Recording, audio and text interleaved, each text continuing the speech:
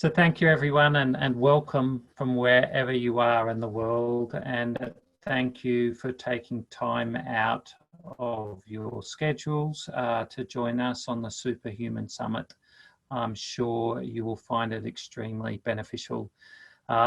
It's my great pleasure to introduce to you AJ. I've known AJ for over 20 years. We worked together many years ago in the healthcare sector. And we've stayed in contact ever since, done a number of projects together. And a few things that really inspire me about AJ. One is that whatever she says she's going to do, she does it. She's very true to her word. She's probably one of the most courageous women that I've ever met. What underlines everything that she does is her integrity. And she's done a lot in her life over the last couple of years where she's really shifted the way she sees the world. And she's really chosen to transform and change her perspective. So today she's going to be talking to us about stop pivoting and start shifting. And it's interesting in the last speaker that we just had, for her, she was talking, and Jennifer Longmore was saying, well, it's not about pivoting. It's really about staying in your lane and diving deep. So a couple of housekeeping things as we go along. If you've got any questions, please use the Q&A function down the bottom, or you can also put it in the chat. I've just put up links to AJ's website and to her LinkedIn. So if you're not already connected with AJ, please reach out to her. So what is it? What is this shift all about? What is the difference between pivot and shift? Oh, thank you, Stephen, and thank you for your beautiful intro, as always. You're such a gem. I am going to share my screen a little now, and I just want to check that people can see that. So maybe you can check the chat box and that people can see my screen now, Stephen. Yeah, just let us know if you can see AJ's screen. People can see the screen. And hi, Michelle, who's watching on the live stream. So, yes, we're all good to go.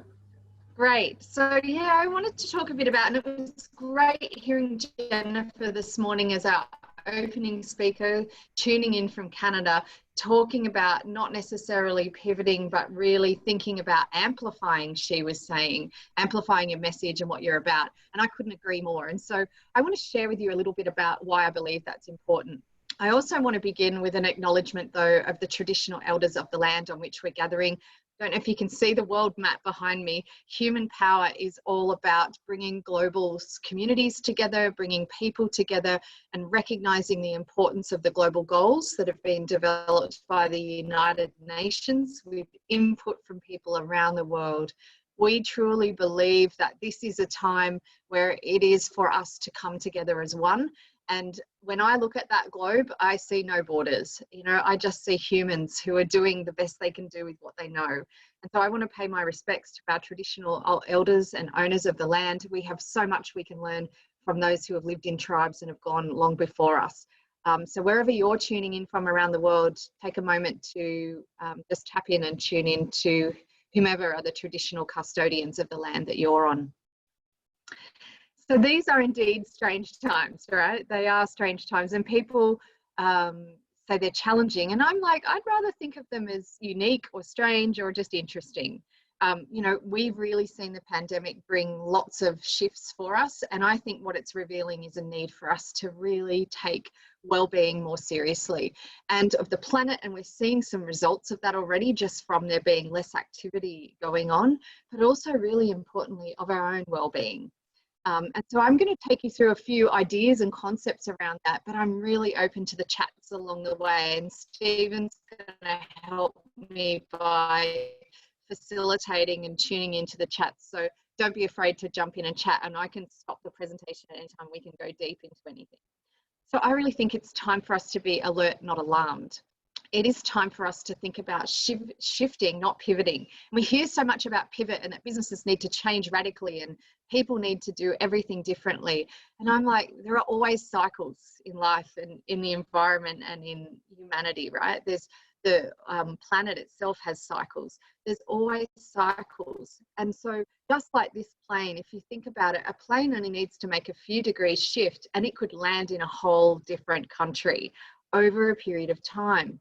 And so it's not the time necessarily to do knee-jerk reactions or reactive things. I think it's time to go, where do I want to go in future? Where do I want to stake my claim? And to just start making incremental changes, to starting to, I guess, improve in the areas that are most vital and most important to you. And so it doesn't need to be radical. We have to play a long game, not the quick, short game. And that's kind of a shift in perspective from what we're hearing in the media and everything that's going around. And I think what the gift of this time is, it's invited us to slow down. And if we want to speed up, if we want to be more, have more impact, and as Jennifer was saying, amplify what we do, we have to slow down first. We have to start going within. We have to really come back to what's important. And COVID's actually been a gift for so many people along the way of doing this. Are there any comments or questions at this point, Stephen, or am I good to keep going? You're good, you're good. So I kind of have come up with a model called the 10-degree shift, which is all about doing less and being more, right? Doesn't that sound appealing? And it doesn't happen overnight. And for many of us who might be A-type personalities, this can be super challenging, right? It can be really hard, that idea of slowing down or of doing less, because we've become human doings. And when you think about it, we're human beings, so we need to learn to be more. And this is a golden time to be doing just that. And I have this saying that I say to a lot of my clients that are rushing, and A-type personalities, achieving and doing all these things, that only rats in the rat race. And what race are you running? And is it really where you want to be? You know, have you been climbing the corporate ladder perhaps, and you've got the ladder against the wrong wall? You know, how do you start to just be more?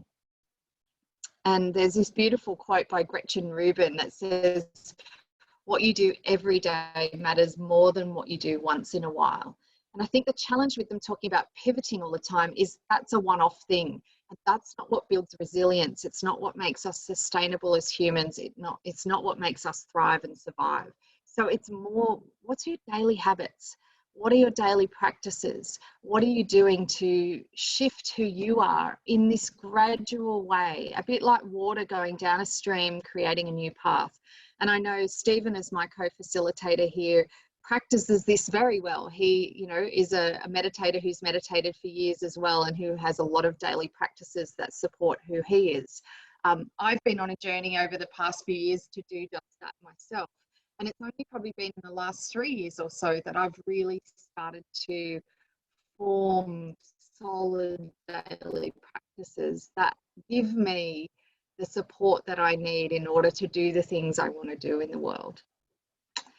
So I've got a question for you, and you are welcome Heidi, to put something in the Q&A box. Yeah. Yeah, so whilst just asking people from your previous slide is, what are your daily practices to facilitate your shift? Let us know. Yeah. What are the things that you are doing? Pop them in the chat box. What are your daily practices? And also, what kind of future do you want to create? And I'd like to make you think, or encourage you to think 10 years out.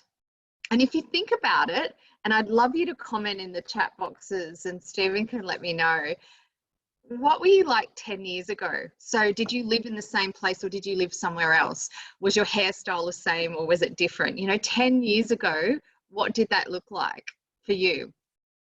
Were you in the same relationship?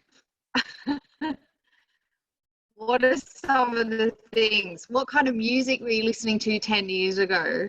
Where did you work? What were you doing? What are some of the things that are being said, Stephen? And feel free in the Facebook groups too to chat.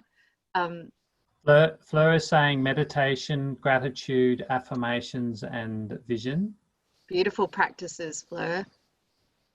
What I'm running after is Ram. What is important now and in the future?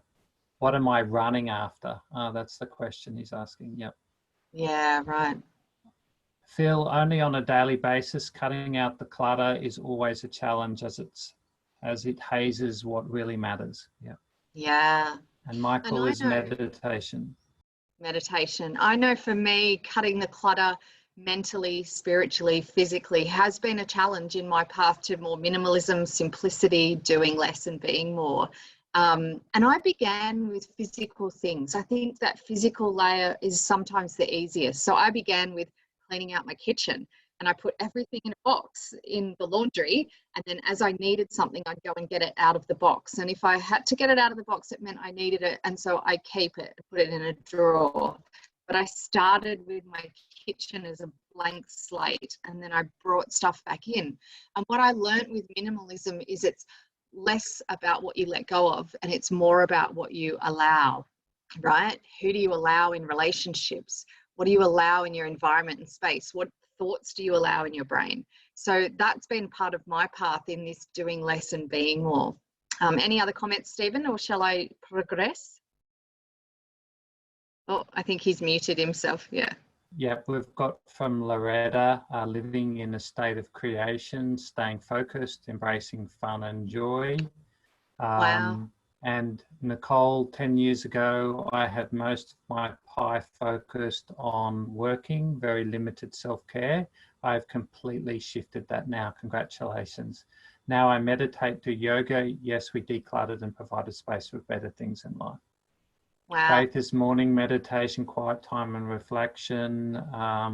Ram, valid points, letting go, new things coming in. There was somebody else that I missed earlier on, but I I can't get find that. goosebumps hearing from you all. That's beautiful. Thank you, Fleur, and everyone who just commented. Ram, that's amazing.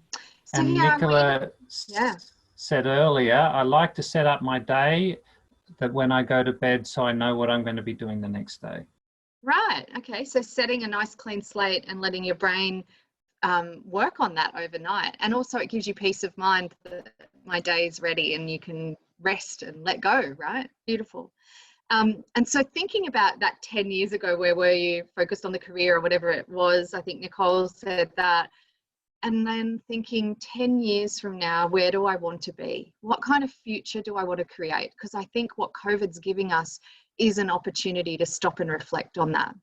And so as part of my work with company cultures and with leaders and people who are wanting to lead and help people shift and move through these changes, I've created this model called the 10-degree shift, which hopefully you can see on your screen, and I will pop a link below in the Facebook group later as well. And so it has 10 elements, 10 areas of life that we can start making little shifts and changes that really bring about a sense of vibrancy and well-being and support us to just be. And these are based on a whole heap of research, lots of research of lots of other people's as well that I've incorporated and imbued from my experience in working with leaders and teams and people. And in particular, I want to give a shout out, and you'll see at the bottom, there's a lot that's been adapted from the Blue Zones 9. They have a Power 9 that they use. And so Blue Zones are areas and towns in the world that have the highest portion of centenarians of anywhere in the world. So people who live to be over 100. And they don't just live, but they live well. And one of the things that's not in my model, some of you may be disappointed, but is in the Blue Zone model is a glass of wine a day. There were a lot of centenarians who did swear by a glass of wine a day. Not myself, but some of you might go, great, that's maybe the 11th edition you could add into this model.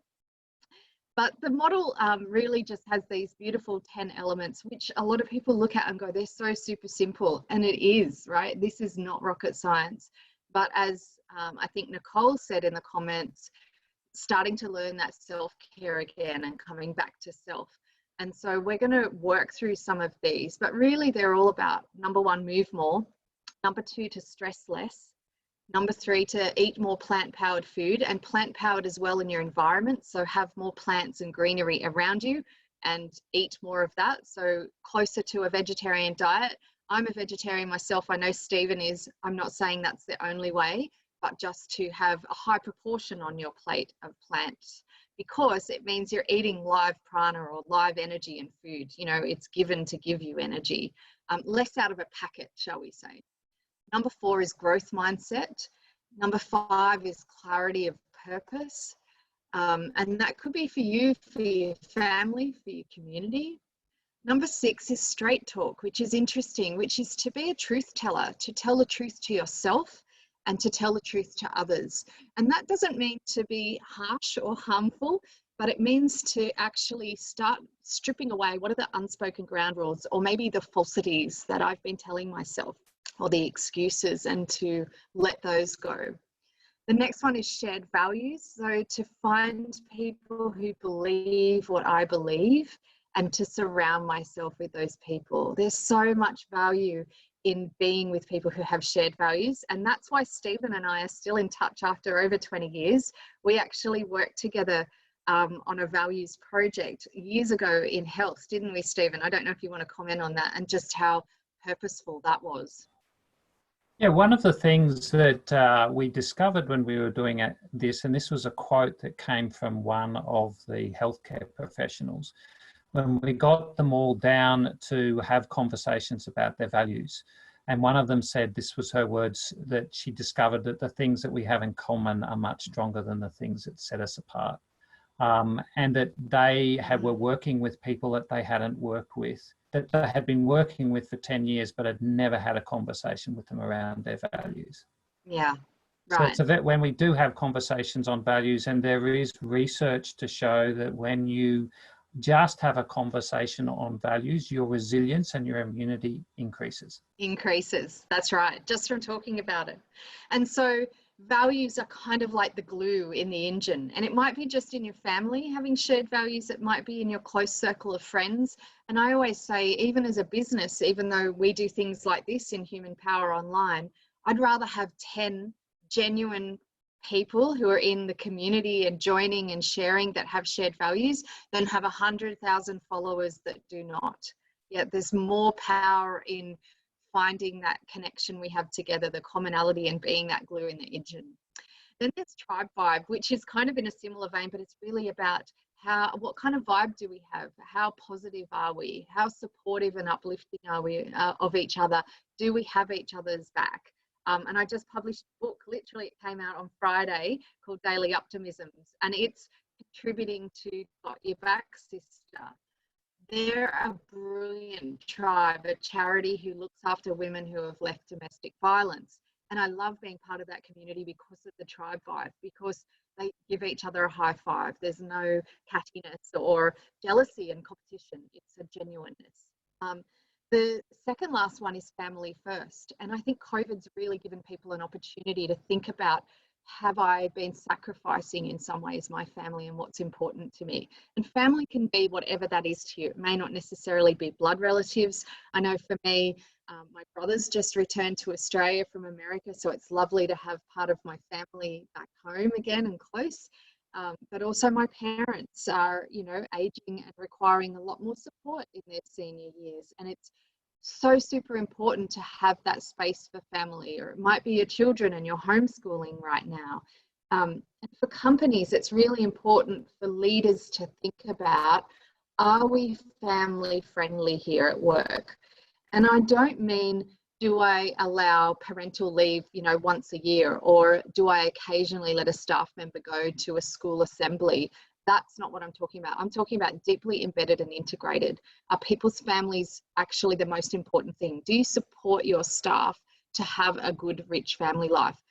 Or do you expect them to be emailing at 10 p.m. at night when they should be having their family time? How do you support that? And if you look at a lot of the Scandinavian countries and places like Denmark, around the world, I think there are a lot that we could learn from some of those cultures and the Blue Zone cultures that are doing this really well. And there are a lot in the Blue Zone cultures where family's very integrated, where the elders spend a lot of time with the young people and the youth and the children, and they're very integrated in the way they live together, play together, work together, serve together. And then lastly, the last element is community counts. And this is where we get to give back. It's where we get to serve. It's where we get to be part of the community that we live in. And that could be, again, a local community that's geographic. It could be your communities online. I mean, this Human Power SuperHuman Summit is a mini community that's come together for a short period of time, around 8 days, right? So it could be any kind of community that you value. It could be, if you are really an environmentalist, that there's a community of people you're joined with there. So we want to start thinking about, what are some 10-degree shifts that allow me to contribute a little more and to support others? You'll notice it's right at the end, and you'll see that in the model, it begins with the individual. We have to do the work for ourselves first. That old adage of in the plane of put your mask on first before you help another. We must start cleaning our own slate. You know, I think of my daily meditation as polishing the mirror that I look in, you know, wiping it a little bit each day, fogging it and then wiping it down. We have to start polishing from within and thinking about, who am I deeply? Who do I want to be? Who am I when I'm being my best? And really work on that. Then we can start co-creating and working with others. So that's a little bit about the model. Are there any questions or anything on that, Stephen? Give me a thumbs up or something. Yeah.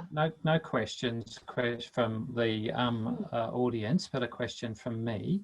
So are you suggesting that with your 10 different items that it's 1 degree on each?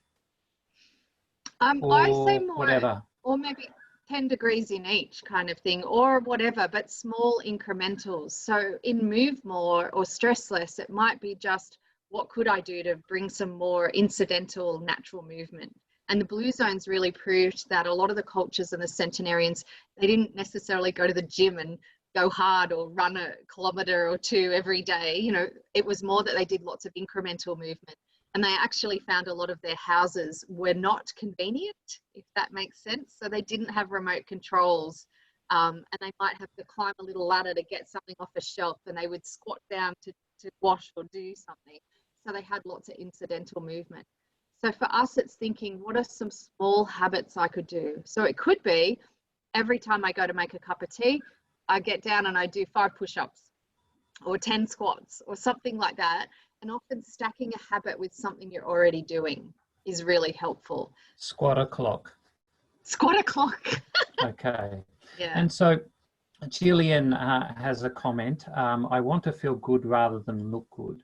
One of the hardest shifts is this one AJ spoke about, polishing the mirror and looking at yourself.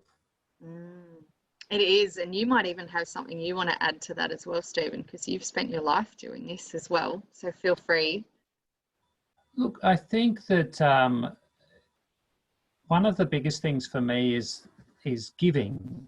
So it's a balance between, when I find that I'm giving to others, the feedback that I get in those situations gives me a reflection. Enables me to look at myself, enables me to see myself. So looking at yourself is not necessarily navel gazing, it's doing things that enable you to reflect on yourself. As much as it is opportunities for silence and solitude and, you know, digital free Sundays and things like that, they all help. And not filling our life with lots of things that creates more noise. But not forgetting that when we do things for others, it gives us a reflection back about who we really are, and it helps us move forward.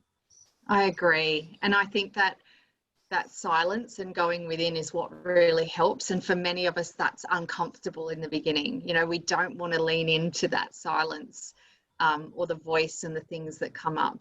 But also, the more we're feeling fulfilled and cleaning the slate internally, the more that starts to show up externally. So even though you're saying, I don't want it to be about how I look, you'd be amazed how much when you start cleaning from the inner, that people start saying, wow, you look vibrant, you look radiant, geez, you seem happy, you're so centered and contented. And so the external actually starts having a response to that cleanliness on the internal. So the lighter we are within, the more that lightness shows without. And I think the more able we are to be discerning, to have boundaries, to be healthy and well in our engagement and our relationship with others. So journaling might be a nice way to start that, or just finding 10 minutes a day to sit in silence. 10 to 15 minutes a day of meditation is equal to 3 hours sleep, they say, from a neurological perspective.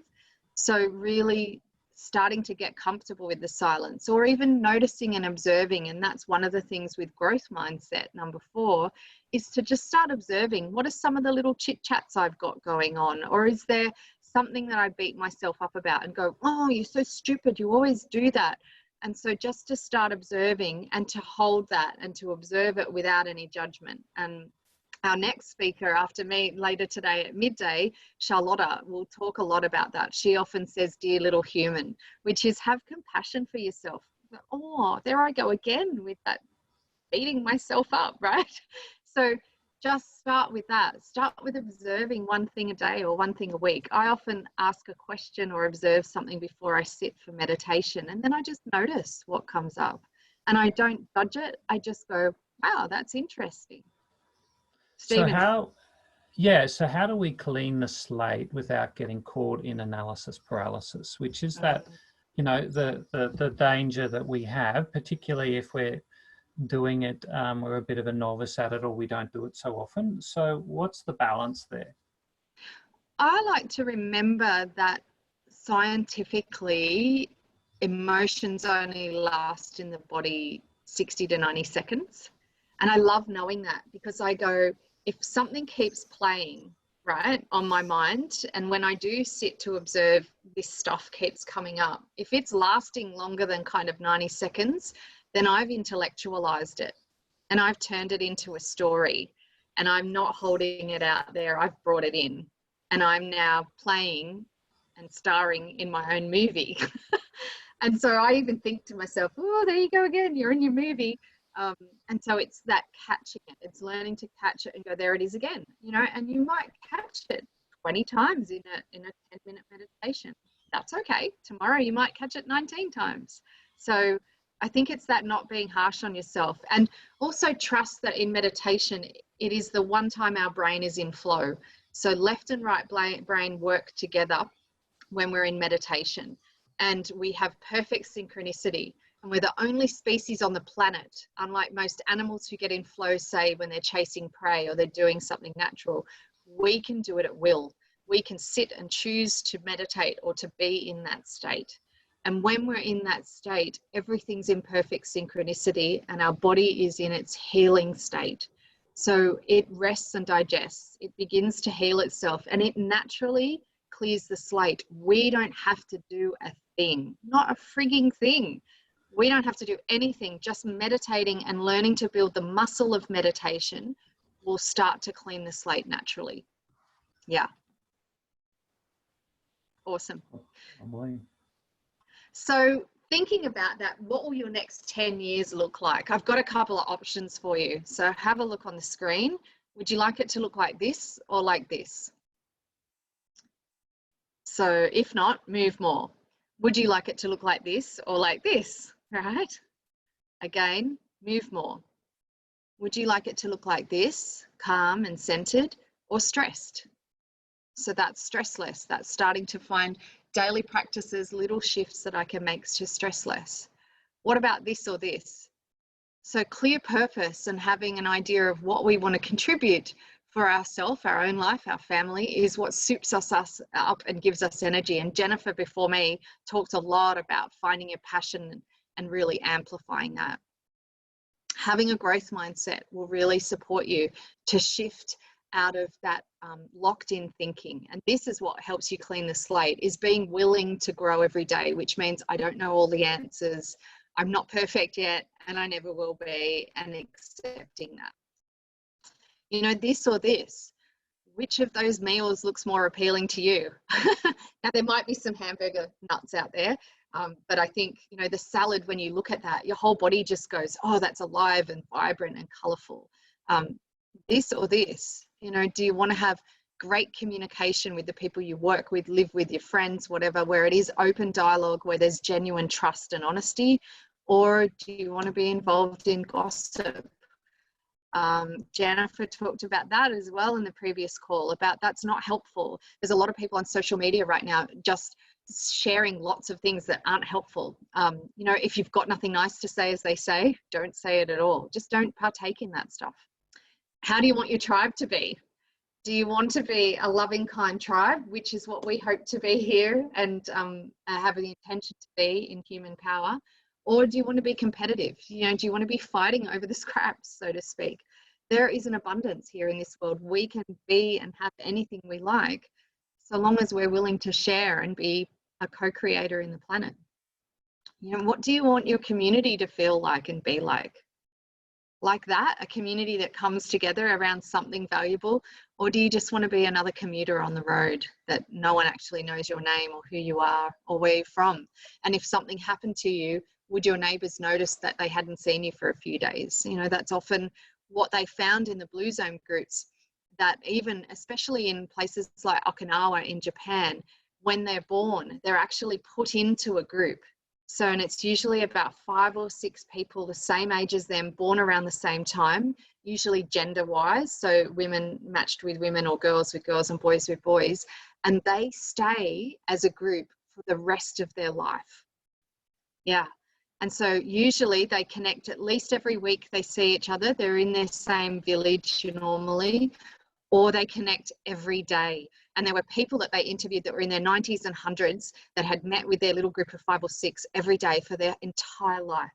And so that was a safe place to share their very real feelings. You know, they couldn't get anything past someone that saw them every day of their life. And so that tight-knit community is what also supported these people to feel valued and heard and loved. You know, do you want your life to be more family time, or do you want to really be in a fluorescent box in an office where it's devoid of life? Do you want to have a tribe? And this is some of my leading ladies tribe, a tribe of women that we're now over 100 strong who have worked on building their brand together. Or do you just want to work alone? Do you want to be isolated? You know, often with social media and even during COVID, while we are locked down, the tendency can sometimes be to go isolating ourselves. So we have to find our tribes and communities. And so as the comment from Nicole was saying earlier, I believe we don't have a healthcare problem, we have a self-care problem.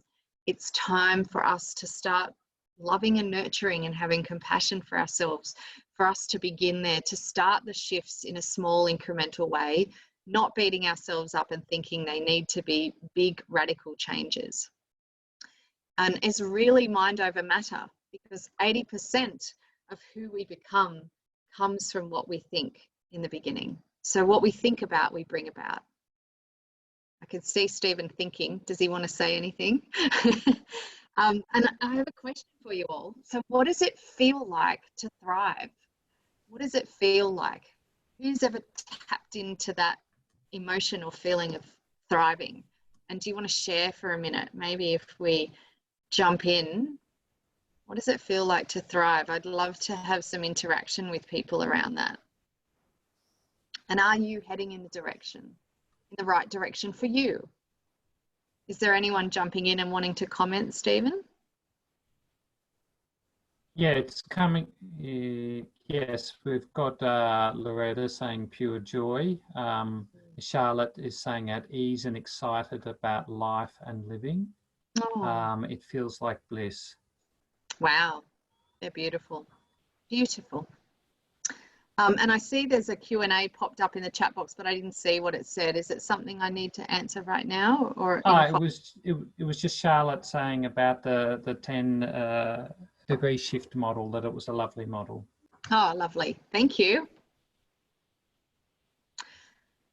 And so we want to start thinking about, do you need to make a shift? Are there some areas that you go, you know what, I would like to polish, you know, my mirror a little bit more there?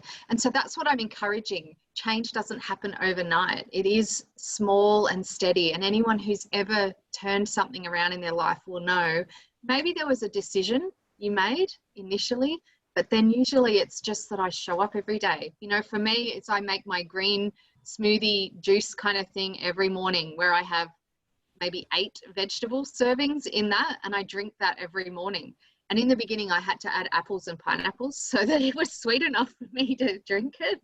But now I don't need those because my palate's shifted, and I miss it. If I don't have my green go-go juice of a morning, I so miss it, because it means I'm having prana, live stuff straight away. So it could be for you, it's kissing your children or taking your dog for a walk. It can be anything at all, but what is it that you need to start doing and making the shift to do daily? Because it's all about daily practice here. So think about all of those 10, and I'd love you to share in the chat boxes. Is there one area where you go, yeah, that's an area I'd like to make a shift, and perhaps you're willing to commit here in the public forum of this group of going, okay, I'm going to make a shift, say, in my straight talk, and I'm going to, you know, reduce the amount of gossip magazines or something, or the amount of television that's not helpful that I watch. So I'd love people to share in the chat box, what's one of these 10 areas that you'd like to do something in? Make it small, like make it something sustainable, something little that I could do every day. Yeah. So don't say I'm going to run a marathon, please. But you might say, I'm going to walk up the stairs next time to my apartment instead of taking the lift. Could be something like that. Anyone coming in with some of their, are they willing to commit, Stephen? Have we got some committers here? Oh, I can't hear you, muted. Steve? We've got, yep, we've got Angel, it says clear purpose. We've got Michael, plant powered, straight talk, community counts. Anne is move more, exercise. Phil is family first. Ram is developing a clear purpose where I'm helping myself and others. Great. And it's going so quickly, I'm losing people.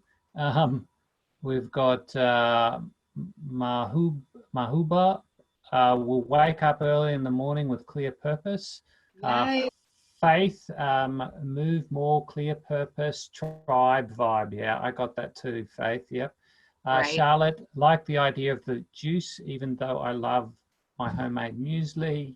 Mandy, move more. Fleur is more verbal communication and engagement rather than just being online. Yeah. Yeah. Nicola, on a daily basis, will probably look at plant powered as a small shift to start with. Congratulations, Nicola.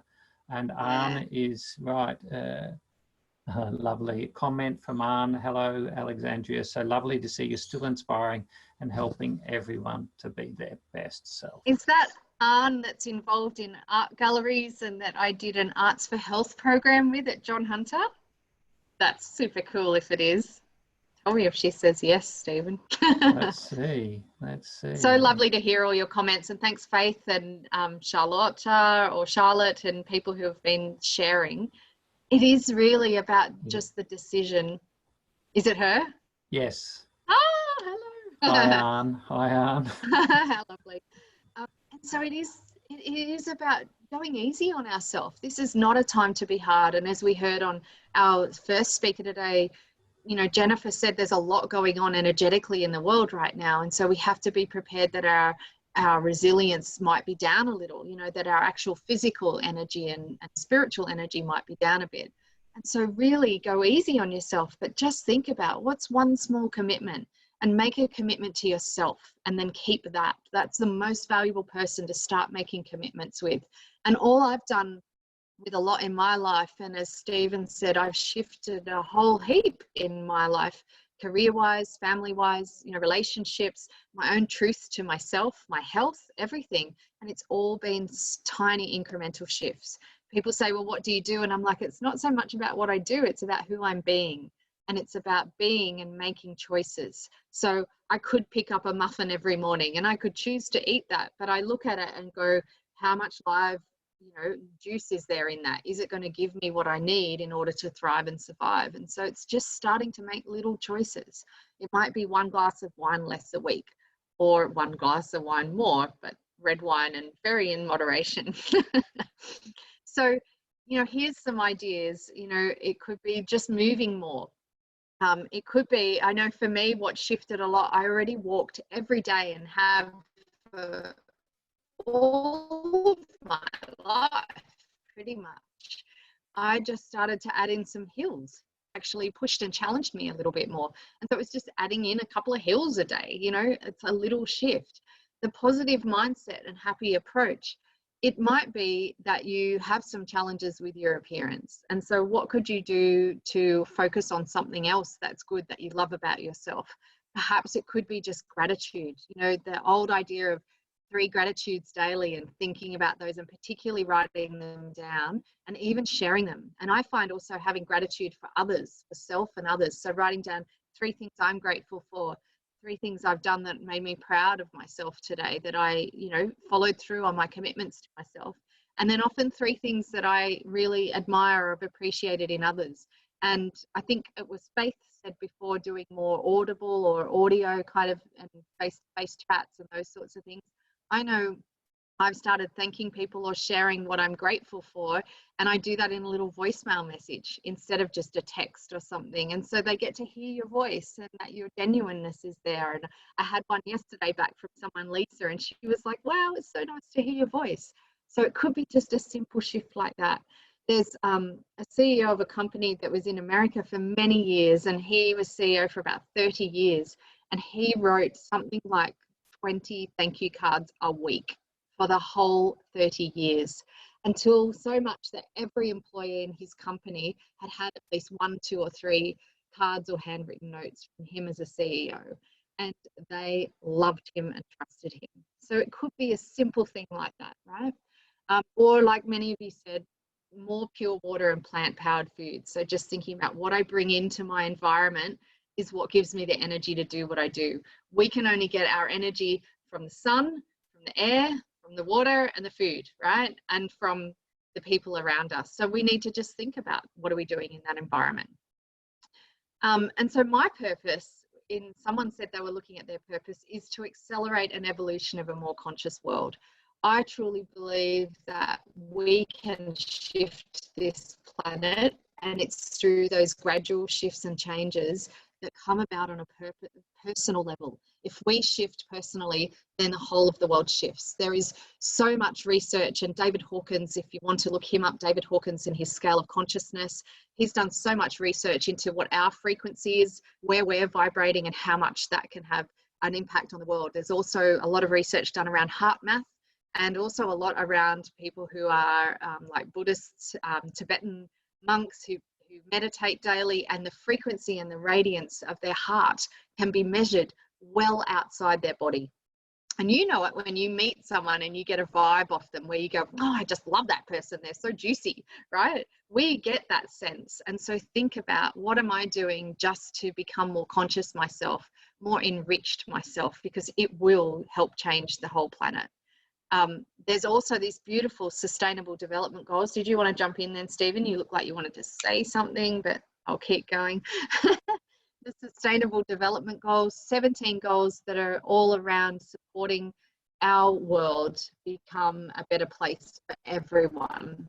And I know for me in particular, I work a lot in the area of number 11, which is sustainable cities and communities. Most of what I do, and why I live in a tiny house and are conscious of my consumption from an actual perspective of what I use and consume, but also from the perspective of how I act and be and work with others, comes from that goal. So thinking about what's the purpose beyond just me as well is really helpful. And so I thought I'd quickly share a couple of photos of my tiny house. So that's her. She's called the Joy Box, and you can check her out on that website. And it truly has been a joyful journey of letting go of my stuff. And I don't know if we get censored for swearing, but I really did dump my shit, as they say. I let go of so much stuff in the process, but what I've brought in has been magical. You know, what I've allowed delicious humans. I've allowed myself to co-create a journey that now is meaningful to me. And you don't have to do this. You don't have to go and meditate in a cave. You don't have to let go of your belongings. I'm not suggesting that. I'm just going, work out what's right for you, what's most important to you, what you love, what lights you up, what you're passionate about, and then start making tiny incremental shifts towards that. So that's kind of what I wanted to share about stopping pivoting and start shifting. What I might do, and I will share, there's some links there for people to do things, and what we'll do is we can share those later below and we can share them out. But I'd love to turn off that now, if that's all right. Let me see if I can stop sharing and just come back to chat for our last sort of 10 minutes before we jump off. Yeah, so questions or anything we've got? So thank you so much, AJ. And if anybody does have any further questions or comments that they'd like to make, please make it in the Q&A section or the chat box. So some of the sort of main take-homes that I got, AJ, was, I guess really what was popping out to me was, you're talking about the shifts, but central to it was cleaning our slate. And you were connecting it all to those shifts of the cleaning of the slate. And there were different ways in which you had suggested that we could clean our slate. Mm-hmm. One was around journaling. The other was around having the growth mindset and the willingness to grow. And what I noticed you talking a lot about was particularly how your meditation practices helped you in being the observer. Being yes. the observer of what's coming up on the screen of your mind and not so much identifying with it. And then the underlying feeling that I got from that was around acceptance. That the more we have acceptance of what's going on around us physically, but also what's coming up on the screen of my mind, that's helping me actually clean my slate.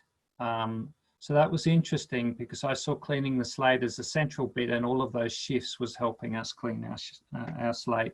And it actually just made me think of, this is the little book that just got published. Lovely. And one of the quotes in that is perfect for what you just said, Stephen. And it's this one. Oh, I don't know how I can show it. It is what it is. A Rumi quote. Yeah, I think that's what really helped me, is just going, it is what it is. And not to try and change everything, but to accept, which requires a level of detachment, which is not easy. Yeah, a level of detachment, of not feeling like I have to control everything. And I think for a lot of us, we get that perfectionism disease. We get connected into, I have to hold everything so tight, and I have to control everything and be everything to everyone. And that's not always helpful and supportive. And so I think tight and right, when people are holding on and wanting to be perfect, they've got to be right, and it's all tight. Tight mind, tight body, tight soul. And so your digestion won't work, you'll injure yourself, right? Your conversations and communications end up tight, snappy and sharp. And instead, when we can release and let go and detach and just be okay and soften, and that's probably the biggest shift I've had to make in my life, is to soften, to allow. And the more I soften and surrender, the more we all do, the less likely we are to bump into pointy edges, the more likely we are to be a cushion of goodwill for each other, and to, have soft relationships, to allow our body to do what it's meant to do. Have a softer mind around things, not hold so tight. So for me, that's been probably the biggest shift. So you're spot on picking that up, Stephen. Yeah. And do you find, just a question for you, that your process of learning meditation over the years has helped you with being the observer, the detached observer, the witness of what's going on, and less sort of reacting and more responding? Has that meditation practice help you? Is like the biggest key for me in lots of ways, and has really supported my personal growth and development, and continues to, and will forever, because we're never done. And in the beginning, I was tight and right. So in the beginning, when I started learning to meditate and practicing meditation, and I still sometimes wear it, but I wore a Muse headset. So a Muse headset which registers and measures my brain frequencies, and would tell me and give me biofeedback about when I was in a meditative state or when I was busy mind, and those sorts of things, which was really interesting, because it meant that even in meditation, I was trying to be right. I was trying to do it perfectly. And there's no perfect way. I think what it helped me do though is it gave me feedback and allowed me to know when I started to get into a natural state of meditation, it would give me biofeedback. So it makes little bird noises when you're in that state, when your brain frequency is in the right level. And so then I went, oh, that's it there, lean into that. So that was helpful in some ways because other people who meditated couldn't tell me what it should feel like or what would be going on in my mind. But it's like anything, it's a muscle. When you use it every day and you just start practicing, and that might be just going for a walk. It could be a walking meditation and just noticing and going, today I'm going to notice everything I smell. And then another day, I'm going to observe everything I see. And then on another walk, what do I hear today? Just focusing in on one sense. What do I feel? Noticing one sense is in a way mindfulness and is in a way an access to that meditative state. So I think it's just that general practice, and it naturally starts to help you detach. And now I'll often ask a question before a meditation. If I've got a challenge or something going on in life, I'll be like, right, I want an answer to this in my meditation today. And I almost never get it. I'll get something else pop up and I'm like, okay, that's obviously what I needed to know today. And then a week later, bang, I'll get an answer to that question from last week and I'll be like, oh, right, there you go. So I was obviously ready today. So we have a friend from our friend Marlon. AJ, can I ask 2 or 3 things for a person who wants to detach to start with, say they are in a stuck state or feel like? So your suggestion there about your meditation and just learning to be the observer of what your senses and slowly building up on that muscle? Absolutely. And I think also Marlon, and I know who Marlon is, and he's an exceptional businessman and runs a big team and tribe. One of the hard things is also when we've been the problem solver a lot and the person who everyone turns to is switching that off. And so I started thinking to myself in meetings and things, why am I speaking? So I just played a tape in my head. Why am I speaking? Why am I speaking? And thinking, is it really adding value? And so I started to just bite my tongue a lot more and to go, I want to be the last person to speak in this meeting. And I would play with that myself. So I'd experiment and people would look at me like, what's going on? Because I was always talky. And I'd sit and think, I'll be the last person to speak. Why am I speaking? And even that in itself allowed me to listen to the self-talk and start to detach and just notice and go, wow, I really talk a lot out loud and to myself. Like there was a lot of chit chat. And so can I lengthen the gap? Can I just make some more space? So that's a shift, because slowly you became more aware, and the more aware you became, the more aware you became. Yeah. Thanks, AJ. So we're coming up to the closure, and we'd like to thank everybody for being on board and for taking time out of your day to join us on the SuperHuman Summit. So that's 2 down and 38 to go.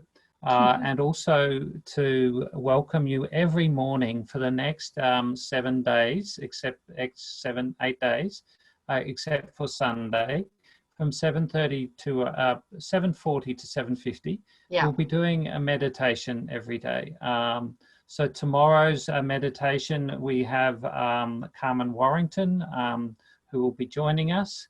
And so we're very welcome to join us. You can either join us via AJ's Facebook Live or registering. And coming up next, we have Charlotte, who I also know, and she'll be talking about your inner MBA. And what I'm finding so far is how each and every speaker is building on the next. And I'm sure it's going to be a gradual progression. So really encourage you to attend and join in on as many of the speakers as you can. Let your friends know about it and let your connections know. Yeah, and remember to register because you can get the recordings later. Thanks, Mandy. Christine are great. I know she's a meditation teacher, so she loves that we're beginning each day with meditation. And really, it is our gift to you. All the speakers have given their time free to help uplift and raise the consciousness of all of us here in humanity. Know that when you join those meditations in the morning, the ripple effects of those are going far beyond just you and your home, as Stephen said this morning. And even if you could just hop on for that 10 minutes a day and listen to some of the other speakers later, I really believe it will help set your day, and it will help you begin that daily practice. Maybe that's the shift that you need to make this week. Yeah, and there's two more things, quick things I'd like to acknowledge. Michelle Crawford, who is the co-organizer of the Human Summit, mover and shaker behind and doing a lot of background stuff. So Michelle, thank you. And also we had one quick question. We may not have time to answer that now, and you can do it in the Facebook page. It's from Faith. How do you find your Vibe Tribe? So quickly, Faith, I'd go back to, again, knowing your own values. So know what your values are and what's important to you. And then even when you're communicating and meeting people, talk from a values perspective. Talk about the things that are important to you. You will find people who share those values. They're your tribe. You'll know straight away because they believe what you believe. Yeah. Great. So thank you, everyone. Thank you for joining. And thanks, Stephen. Looking forward. Yep. Thank you, AJ. And awesome. Sorry, continue. Yeah, great. Thanks, everyone. Join the conversation on Facebook Live, and any comments that you liked about this session, just join AJ's Facebook page and share it with your friends. The recording will be there.